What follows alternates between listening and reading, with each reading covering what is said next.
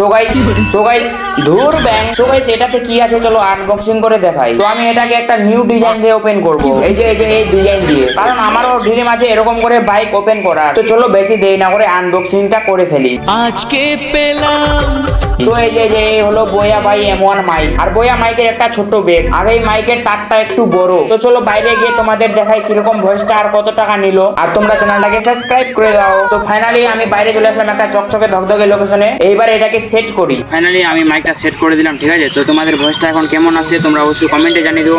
আমি আরেকটু দূরে চলে যাই, আবারও মানে এখন ভয়েসটা কিরকম আসছে তোমরা অবশ্যই কমেন্টে জানিও। মানে তারটা অনেকটাই বড় আছে, তো দেখতে পাচ্ছ মানে অনেক দূর আমি চলে আসছি। টাকা নিল মানে কিসের জন্য আমি নিলাম, কেন নিলাম, তোমাদের আমি সব কিছু বলবো, ঠিক আছে। তো ভিডিওটাকে লাইক করে দাও। এই মাইকটা আমার নিল 800 টাকা। ফ্লিপকার্টে সার্চ করে দেখবে বোয়া বাই M1 মাইক, ঠিক আছে। তো ওই মাইকটা 800 টাকা দাম, ঠিক আছে। এটা আমি বোয়া বাই M1 মাইক নিয়েছি মানে মিনি ব্লগের জন্য, ভয়েস ওভার করার জন্য। এটা কোনো প্রমোশন ভিডিও না, এটা হলো মানে আমি নিজে থেকে নিয়েছি এটা, ঠিক আছে। তো এই ভয়েসটা তোমাদের কেমন লাগলো তোমরা অবশ্যই কমেন্টে জানিয়ে দেবো। তো চলো নেক্সট ভিডিওতে দেখা হচ্ছে। রাধে রাধে।